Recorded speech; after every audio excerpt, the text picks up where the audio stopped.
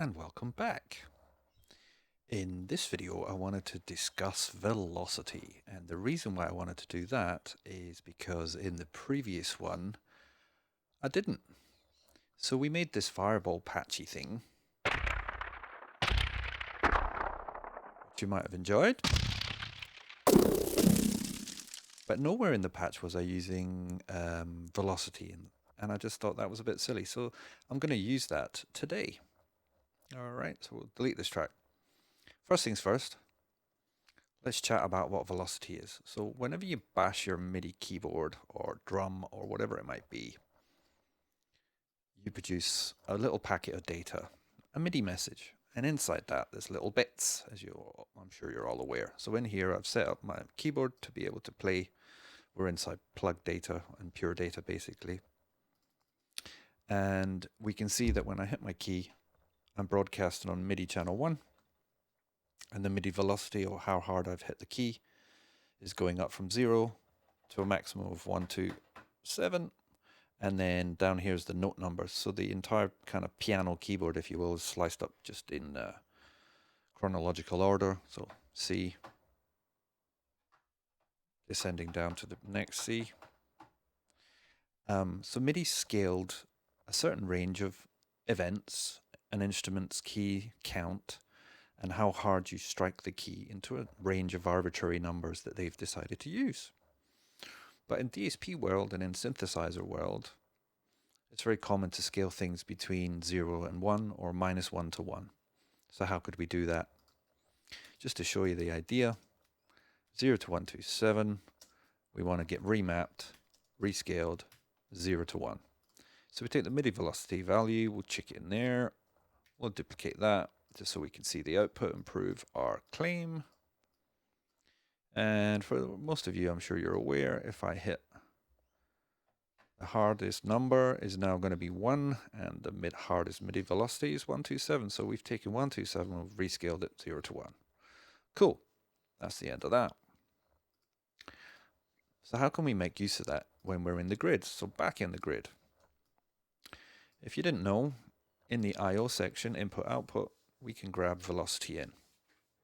So I've grabbed that little lollipop thing, smashed it into this little display device, which is just to give us some value readouts. And if we look at the 1, remember you can always show item help here and look at what different units we can see. So we're seeing a signal value.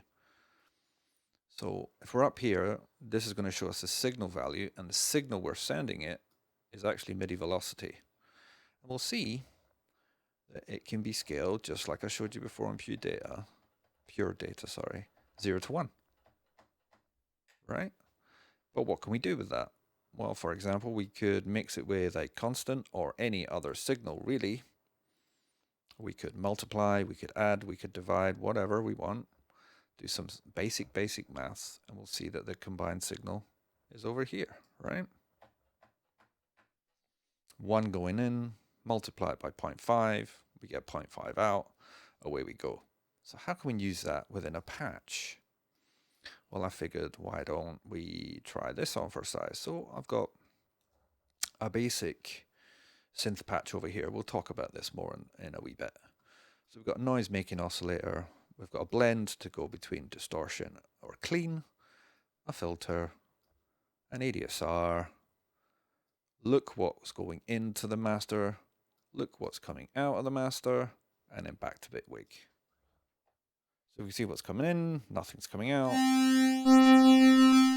But if we also grab that and plonk it over here, we can see that if I play gently, or if I play hard, it makes no difference. Fantastic. So let's change it. We'll grab that. And maybe what we'll do is we'll smash that in there. Move this over here. And then we're going to take this signal, multiply it with the velocity coming in. We should see a difference between this one and that one. And here's our value. Okay, cool. Let's check it out.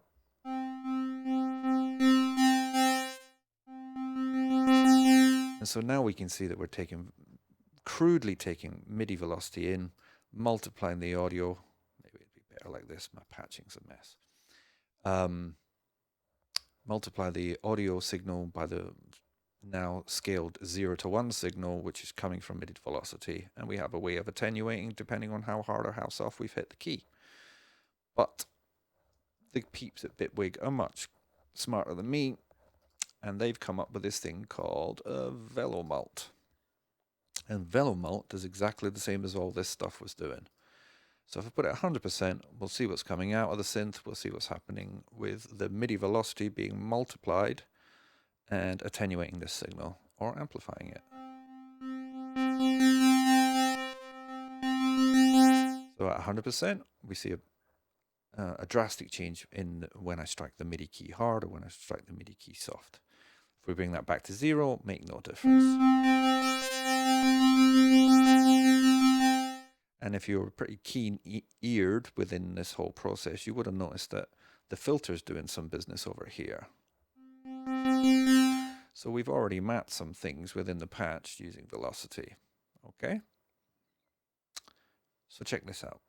We've got one little modulator here, which we can always grab. We've got an attenuator, so we can change how much is being modulated, so we can mute or turn down or control attenuate in a different way. Now we're talking about modulators rather than audio. All of our destinations have been turned down. What's going in? We have an LFO just coming in the top of the blend module, so all the way left you'll just see the LFO going negative to 1. We could rescale that signal 0 to 1. And we could take velocity in and map that to be a modulator signal to a bunch of destinations. So if we just wang that over there, you'll see a value up here. And you can see I'm creating little steps. So now these little steps are going to be what's driving the the modulator. And we can see that I'll be able to step through and open up a filter, add some more blend signal, so more distortion, and play around with the resonance. Of course, we could blend. And now we have a little bit of consistent wobble from the LFO, and that will add some of the velocity level, and this will change.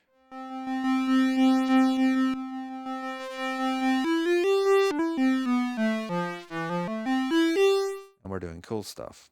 Now, for all the way over here, we'll see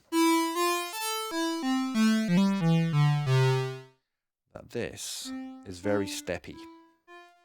So it's jumping directly to that value as it should. We're producing a kind of square wave step type modulator signal. But what would happen if we stuck a low pass in there? Let's have a look. Nothing. But let's low pass it. And what we should now see is a curve, which is really quite exciting. So now we can mix a curve in with an LFO to produce a velocity sensitive changing wave shape. And maybe we could modulate that with it. Right?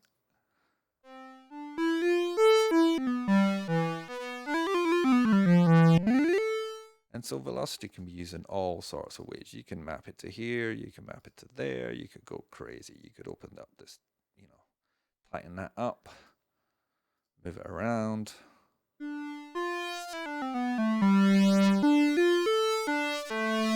And all of a sudden we're getting a lot of synth sound, a lot of variation, and a lot of movement for not very much work. Anyway, explore velocity. I think it's fun. I hope you enjoyed the video. If you did, maybe give it a like or subscribe. Happy patching, and look after your ears. I'll see you in the next one.